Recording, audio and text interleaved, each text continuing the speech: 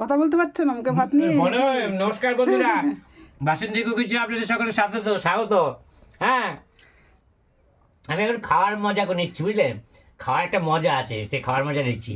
আর আমার আজকে প্রিয় জিনিস হচ্ছে ডাল হয়েছে, ডাল, গরম ভাত, ডাল, ডাল হয়েছে, গরম গরম ডাল হয়েছে, আর হচ্ছে কলি ভাজা, পেঁয়াজ কলি আলু দিয়ে আর মটরশুঁটি দিয়ে ভাজা হয়েছে, আর এই চাটনি হয়েছে, চাটনি, খুব সুন্দর চাটনি হয়েছে।